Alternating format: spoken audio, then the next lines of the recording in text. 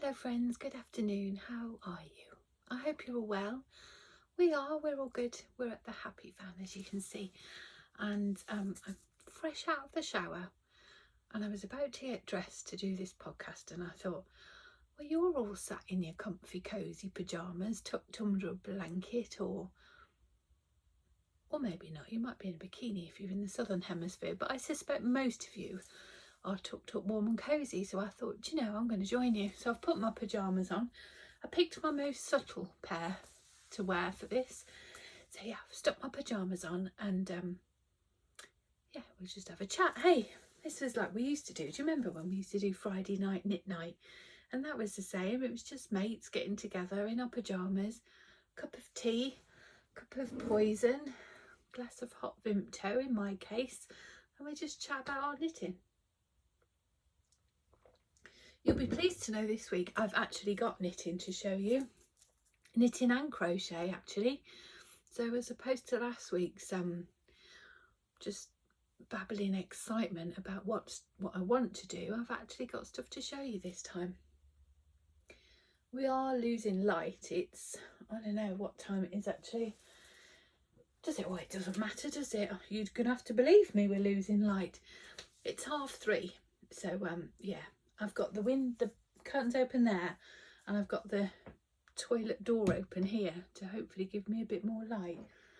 So we'll crack on, hey, because I've got quite a bit to show you today. I'm going to start with a pair of socks. I'm still knitting my box of socks for Nick for Christmas.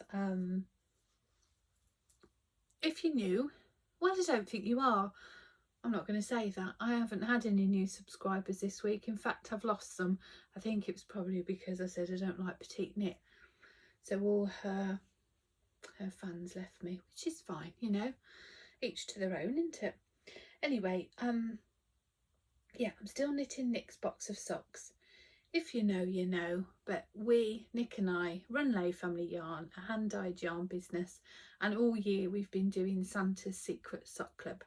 And throughout the year I've been knitting a pair of the socks for Nick, and this is month 11. There's no spoilers here, we're on month 12 now. So I was going to show you those, but actually we're still shipping those, so I won't show you them till next time perhaps. But this is month 11. I'm going to hold it in the light of the bathroom. Oh, that's better. Just there is perfect. See, isn't it lovely? This is NAF Christmas jumper. And there you go. Yeah, NAF Christmas jumper. We all wear them, don't we, at Christmas? I really like this colourway. Yeah, it's a really speckledy on variegated upon speckles, and the gold tonal. I was going to put it on the heel, but I was talking to Nancy of Knit Sip Happy, the guru, you know Nancy, and she raised a point that I hadn't considered before. I think we were just chatting. We chat most days, Nancy and I think we were just chatting about heel construction. Yes, that we was talking about specifically with self-striping and how the difference between a square heel turn and a, I don't know what you would call it. I meant to ask her actually what she called it. I'll text her. Hang on. Take a sip of your drink. I'll ask her. Let's see if she gets back to me. Hi Nancy, I'm just recording a podcast and I won't be deleting it, so please do not swear. I won't be pausing this, you're going to be live. The heel turn that you use in your patterns, what's it called, please? Love ya. Right, if she gets back to me, I'll tell you. But we were talking about the difference and how a square heel turn, by the nature of it, you have less gusset decreases, and therefore the arch there isn't as much fabric over the arch of your foot. So for self-striping, that works well in that it doesn't disrupt the stripes as much. But Nancy and I don't feel it fits as well. Anyway, we were talking about that, and Nancy said that she rarely does a contrast heel because it compromises the construction of the sock, which I'd never really thought about before, and I often do a contrast heel. But when you think about the construction of a sock, a lot of the architecture is within the heel, isn't it? And a lot of people, their highest wear and tear points is within the heel. So to cut the yarn, put in another yarn, well, it makes sense that that is makes of a weaker point on the heel. But I'd really never considered that before. So the guru came up with the goods yet again. So I have been doing a square heel turn for most of Nick's socks. I didn't ever used to. I used to always do just a normal, I don't know the word. I don't know what it would be called. I will try and find out, and I will put a link down below if Nancy doesn't get back to me beforehand. But I always used to do the standard heel turn, let's say. Is it a French heel maybe? I used to do that one. And then for some reason I did a square heel turn once. It might have been when I was doing a pattern that was specifically for a self-striping yarn. Might have been in the fairground socks. Did Kay put a square heel in the fairground socks? Again, I'm not sure. But I've just continued doing it. I just memorised it, and it just became second nature to put that heel turn in. I was knitting the Advent socks. Our Advent calendar this year has a design in it from Nancy, and I was knitting her socks way back when, and I got Nick to try it on, and he said, oh, this one feels comfy, what, it's different? And I said, well, no, not really, it's just, but it was the heel turn. So you get a much deeper gusset. My gusset ends here, so actually by the time you've done all your decreases, you're nearly finished. My toe starts here, so there isn't too much foot to do, but because of that you end up with a nice amount of fabric over the instep of your foot. So I'm sticking to this heel now. I'll let you know what it is. I'll either tell you, Nancy will tell you, or it'll be down below in the description box. But yeah, so that's my naff Christmas jumper. I haven't cast on the second one yet. I've actually gone on to month 12 because I really want to have all 12 done within the by the end of December, so that I can do a photograph and a wheel, and then I can just drop back and finish the second sock. I think I've only got this one, month 12. Well, maybe I'll have 4. Yeah, maybe 4. I'll have to do the second sock, and that's largely because I lost my mojo, didn't I? But there were some months I didn't knit a stitch, so that's okay. So that's that. Another project I've been working on a little bit is my crochet jelly roll blanket. I don't believe I've shown you this since I did the first strip. Have I? Correct me if I'm wrong. No, I don't think I have.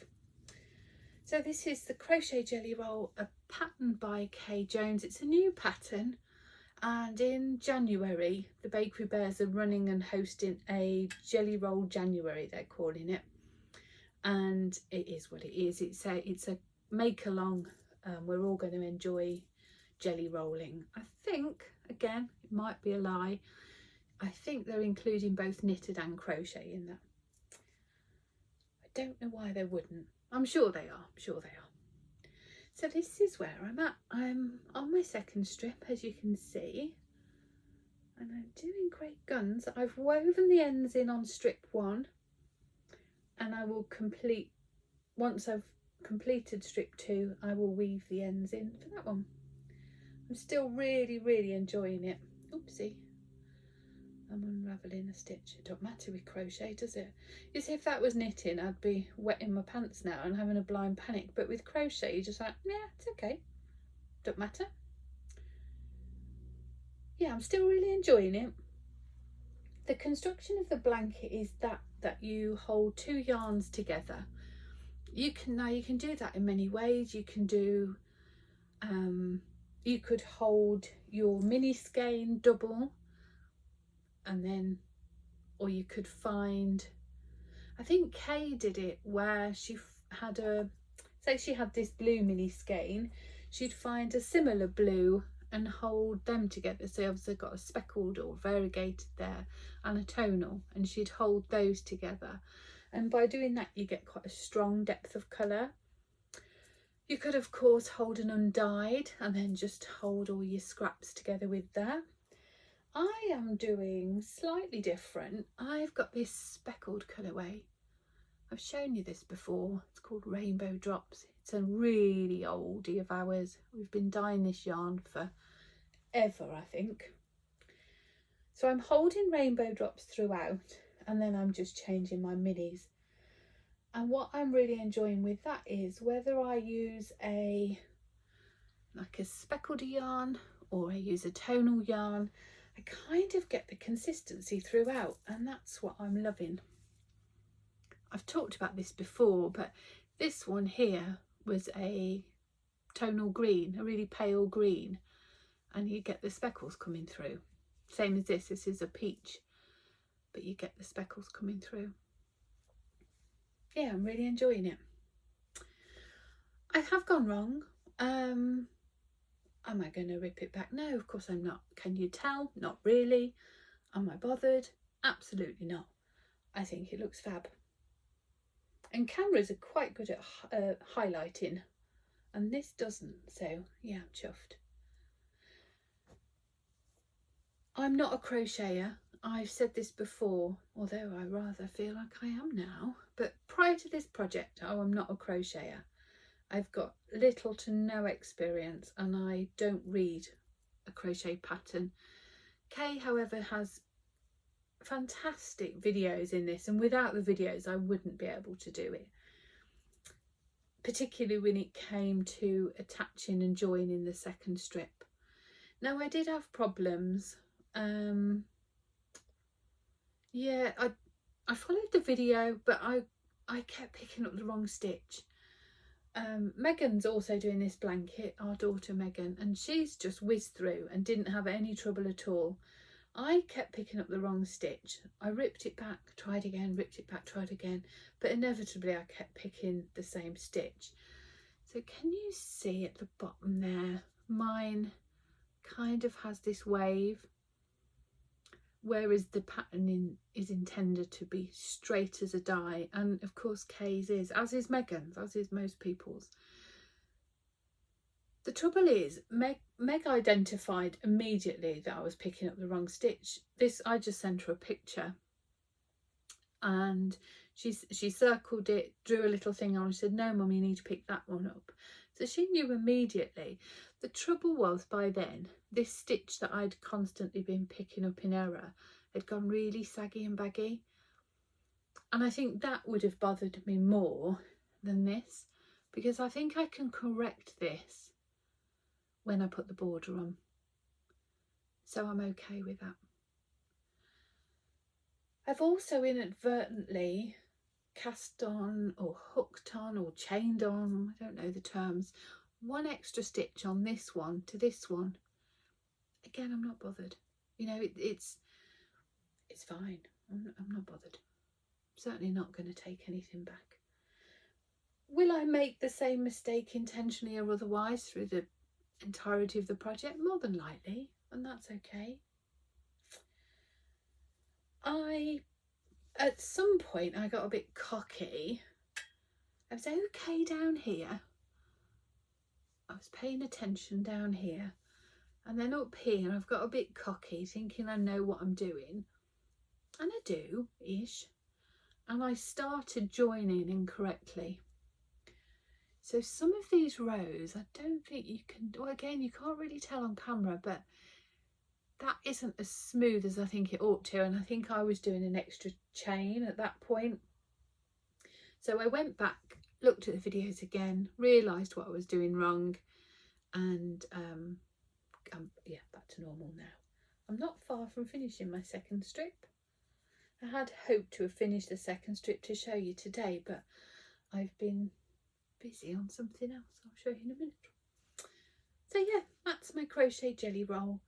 Do not let any of my errors put you off. It's entirely user error. It's entirely lack of skill and knowledge, and yeah, it's a really good pattern. I am really enjoying it. And for anybody who else like me who is a beginner crocheter or not a crocheter at all, then I think this is a really nice pattern, because unlike a granny square or a granny stripe, when the rows can get enormous, there's only ever a few stitches on this, so you, within a short period of time, you get a good chunk of work done, and that kind of boosts you on a bit, you know. Because it's double knit, the fabric is lovely. The density of it is really nice. I'm hoping this will be for our bed here.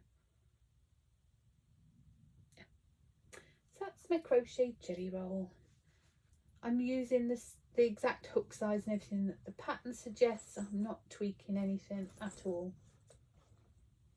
We've got some bells in here. I don't know why, I just have. Because it's Christmas. My third and final project I brought to show you in my beautiful bunting bag by Mrs. D. Beautiful Bunting. When Paula came to dye yarn with us last year, that was the name of her colourway, Beautiful Bunting. Excuse me, do you mind if I just wet my whistle? Thank you. Speaking of Paula, it's Vlogmas starting Monday, isn't it? And Paula will be doing it, which I'm looking forward to. So last week I talked for about 20 minutes about my excitement for a project I had in mind. I'm not going to go into all my inspiration again now. If you want to hear me wax lyrical about where I found my inspiration, what inspired the whole project, was a couple of sort of sources of reference really, in terms of colour and design and fabric. Yeah, go back and watch last week. But I've decided to cast on the Cambridge V by Tanis Lavellèe of Tanis Fibre Arts. It's a paid for pattern on Lavellèe, but not above average cost. It's yeah, it's nice. It's a really well written pattern. I spoke before, oh gosh, some time ago, how I am an experienced knitter in terms of I've been knitting for quite a long time, and I've knit garments, I've knit a plethora of socks and accessories and things, but I don't have a huge breadth and depth of knitting knowledge. So my garment knitting is kind of restricted to the same construction.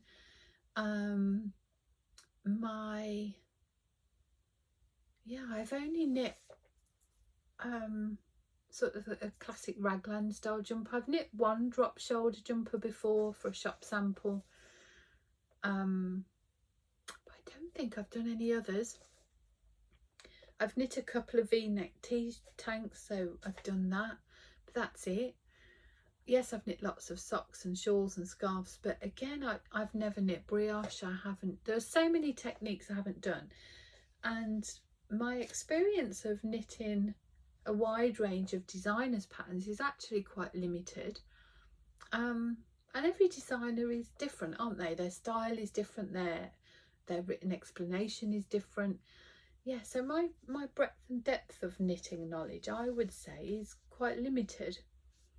So it's been nice to knit from another designer that I'm not familiar with their body of work, and I'm really enjoying it. It's a nice written pattern. I've had no problems. Well, no, I'm not a problem, but I'll tell you, just a classic V. Right, I don't know what I'm looking for because I can't show you anything. Let me leave that there and it will remind me to tell you something. So let me stop waffling and show you where I'm at, because I'm very excited still. It's turning out exactly how I wanted it to. And if you did watch last week's video, cool, I was excited, wasn't I? Look! Oh, these aren't showing up. Let me show you the back. You might get a better... These speckles aren't showing their colour. They're not speckles. It's a tweedy yarn. No, I think the light's not going to do us justice, but you're just going to have to take my word for it. So it's a navy blue, as you can see. Nice and tonal. Will it help if I shut that now? No, we're just losing light, so we're just going to have to trust each other, aren't we? So yeah, it's a navy blue, and then it's got these tweedy specks that are multicoloured, and I love it. I really, really love it. As you can see, I've split for the sleeves now. I'm joined in the round, and I've done about 1/2 inch. And now I've got 35 centimetres of plain stockinette round and round. I'm really pleased with it. I've never knit a V-neck before. I've only ever done a round or crew neck. So yeah, that was well, I say a learning experience. It was a learning experience because I've never done it before, but there was certainly nothing tricky about it. Nothing tricky at all. I did, however, manage to go wrong. So in case you don't know, with V-neck construction tank top like this, you knit the back first, flat, back and forth. You knit the back first, then you pick up, in this case, the left shoulder first, that's the right. Pick up the left shoulder first, pick up the stitches, and then you knit the left shoulder down to the arm, put that on hold, and then you repeat with the right. Pick up, and then you join in the round. So I'd read the pattern, and the pattern clearly says read ahead, exclamation mark. The V-neck and the old armhole shaping are worked at the same time, and that's in bold letters flat. Now I did read ahead. I read several times and I understood what was going on. I'd made sort of little tick boxes and notes at the side so that I knew what was doing where. But I inadvertently ended up doing my increases incorrectly on the V here. What I was pleased about, though, again going back to that sort of lacking of breadth and depth of knowledge, that my instinct knew that that wasn't right.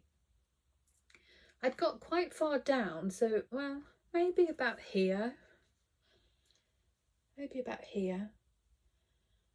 I'd completed to the point where I had to start adding the additional armhole shaping. I was about halfway down there. But I just knew this wasn't sitting right. It was curling in a I mean, this is curling, but just because it hasn't got its band on yet, its neckband. It was just rippled almost. It wasn't curling. It was all scalloped almost, I would say. And it was just quite evident that it wasn't right. So I read the pattern again, did another couple of repeats. Still knew that this, my gut was telling me this wasn't right. So I reread the pattern, and then the penny dropped. So I just ripped it all out. I did and ah, because I am a lazy knitter. I did and ah, and I was like, can I fudge it? Can I make this work with blocking and with the neckband? And could I have? Maybe. Who knows? But you know, I thought, for the first time in my life, I've measured myself for this. I've swatched for this. I want this to work. And let's not be lazy. You know, it didn't take long. It was a couple of hours of knitting. So I ripped it out and yeah, started again. And yeah, it was fine. Yeah, it was all good. Nick was watching football. So I came in here, stuck on the grocery girls, and by the time the grocery girls had finished, which was about 2.5 hours, I was beyond where I'd made my mistake. For those of you who got in touch last week and shared your insecurities about fit and body and style and image and all that sort of thing. Thank you very much. I think it's only when we share our vulnerabilities and our insecurities and we're utterly honest with each other that we form deeper connections, isn't it? I think when we give it all the everything's roses, I don't know, I don't think you can form a deeper connection. So thank you for sharing that with me too. I really appreciate it. And it, you know, it helps that you don't feel so alone, doesn't it? What was I going to say? Yeah, for those of you who, like me, feel that this, at this point, feels vulnerable, because you look at this and you think there's no way in God's sweet earth that's going to fit me. But of course, I have to keep reminding myself, when I look at the stitch count for this, the stitch count I am knitting now in the body round and round is greater than that on my classic cozy raglan, and that fits me. So I know this is going to fit me. You just have to shush that noise up in the back of your head, you know, and just apply some logic. It's also on a really short needle. You can see there's loads of bunching. And if you look at the armhole there, that's going to be fine. I know that's going to be fine. You just have to trust. So that's where we're at. If you did watch last week, you will know that the whole aesthetic for this is to have a classic shape with a classic colour, and then I want a pop of colour on the neckband, the armhole and the bottom hem. Now Nick and I had a slight miscommunication in that some of our colours are called something, but it doesn't translate to the dye powder name. Just is that not making sense there? We have a colourway called Coral Crush that isn't made up from the dye powder of the name Coral Crush. Do you see what I mean? So I was telling Nick I want my favourite one, you know, the one I always want, and it's, you know, the corally red, the red leaning, but definitely coral, but quite a vibrant colour. Well, he read that to be another one with a dye powder name that encapsulates all that, but it wasn't that. He isn't wrong. It is my absolute favourite colour, and it's one I've obsessed about a lot this year, and it is one that has made it into many mini skeins and sock sets this year, but it isn't the one I was thinking of. However, I'm very glad he did it. Look at this. So this is our tropical peach colourway. This is not true to colour. This is not a pastel peach. It is, I would say it's a pastel neon. Does that make sense? It's, yeah, it's a brighter, poppier colour than pastel. But I think, doesn't that give a lovely pop? What do you think? I like it a lot. I am not sad that this is the colour that I've ended up with. Not sad at all. And there will be many, many more of this Tweedy yarn neon pop combination in my future. We are going to be putting kits together. Again, a few of you have shown as much enthusiasm as I have. And yes, absolutely, we're going to be putting kits together. I had 10 kilos of this delivered, so what's that, 100 skeins. So yeah, we're going to do different combinations, and then you'll be able to choose how many you need with the colour pop.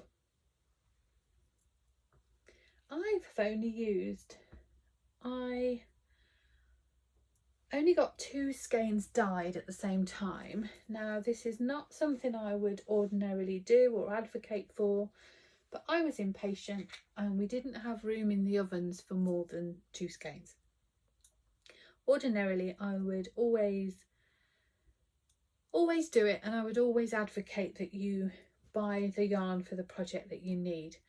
However, you know, I am confident in Nick's dyeing. I'm also helical knitting now that I'm in the round, so if I were to add in a second or a third ball, I could, you know, start interchanging that with the 2 I've got. But so far, so split for the sleeves, only half an inch down. I've still got all this left from the 2 balls. I knit, let me tell you how I did it. I did the back in 1 ball, then I did the 2 fronts in the 2nd ball, and now I'm helical knitting the body. But I reckon I've got a good, I don't know, 40 grams there, 45 grams maybe. So it's going quite far, isn't it? And when you consider I am just boobs on leg with no torso, I could probably finish that now and just whack a rib on. No, I couldn't, but you know what I mean. So if you were any smaller than me, yeah, I reckon you'd only need 2 skeins for this. When it comes to popping on your colour pop, you could also get one of your precious single skeins of sock yarn, hold that double and do that. Oh, so many possibilities, and it is still exciting me as much as it did on Wednesday when I cast it on. It's Sunday today. I did cast this on Wednesday and I have knit a lot, but we've had a couple of days off at the Happy Van. The one morning I knit for 5 hours solid. Now I would never ever do that ordinarily, so I'd be lucky if I get 5 hours in a week sometimes. So just to put into context that yes, there's quite a lot of progress there in a short space of time, but it's just because I've been lazy. It's not lazy, is it? It's not lazy to be restful. Lazy has such a negative connotation to it, and I am not a lazy person. I work blooming hard at work in our business, and I work blooming hard in the home serving my family. So I am not lazy, but I've had a very restful week. It's been delightful. Right then, my lovelies, I'm going to call it quits for there. I hope you have a great week. I hope you enjoy Vlogmas that starts tomorrow. Yeah. I hope if your December isn't a Hallmark movie, and I hope if your December isn't going as well as you ought, just please remember that people's Vlogmases are just a highlight reel of their day. There is probably a whole shit show going on behind the scenes that's just not shown. I see you, I hear you, I've been there, and I know it can be quite a lonely place when our whole community is just depicting this joyful, serene, craft-filled existence. But just please remember that is curated, and it's nobody's life is a curated Hallmark movie, is it? But yeah, just be gentle to yourselves, and actually if you're not in a space to watch Vlogmases this year, that is okay too. I've done that in the past. I love Vlogmas, I love Advent, but December can be quite a tricky month for us. We've had some periods of time in December where Nick's been really unwell, and I just haven't been able to watch people's Vlogmas. Even like my besties, you know, I just can't do it. However, having said that, I might watch them in June and be absolute heart-filled, you know, but they're there to serve you, you're not there to serve them. Anyway, take care, my lovelies, and we'll catch up next week. See you soon.